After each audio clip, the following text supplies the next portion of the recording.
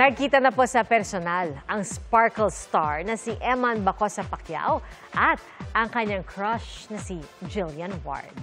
At idinaos naman ngayong araw ang black carpet premiere ng KMJS Gabi ng Lagim, The Movie. Narito ang showbiz saksi ni Athena Imperial. Nalalapit na ang next level na takutan. Pero bago pa ipalabas sa mga sinehan, ang KMJS Gabi ng Lagim The Movie, rumampa muna ang mga bida nito sa kanilang black carpet premiere.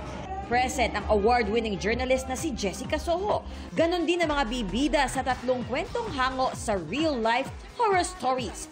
Si Miguel Tan Felix sa kwentong Pokong, Sanya Lopez sa Berbalak, at sa ikatlong kwentong Sanib, nariyan si Jillian Ward. Nagkita pa nga si Jillian at ang bagong miyembro ng Sparkle family na si Eman Bacosa Pacquiao.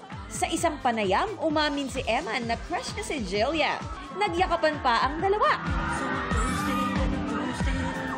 Nagbigay rin ng suporta ang iba pang Sparkle stars.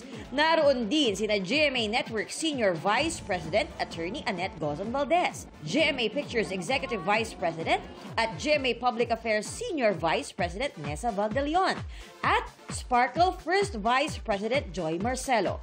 Hindi man nakadalo sa premiere, ibinahagi ni Elijah Canla sa social media kung gaano siya ka-proud na maging bahagi ng cast ng pelikula. Fit for a Queen ang pagsalubong kay Miss Grand International 2025 Emma Tiglao sa pagbabalik niya sa Pilipinas. Emma!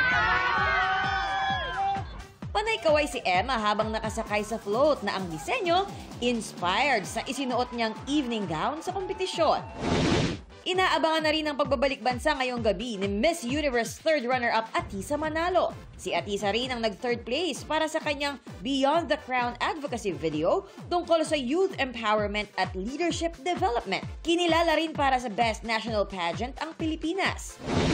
Matapos naman ang mga alegasyon ng nagbitiw na judge ng Miss Universe na rigged ang kompetisyon, naglabas ng pahayag ang pangulo ng organisasyon na si Raul Rocha. Sa isang social media post, iginiit ni Rocha na walang huradong nag-resign.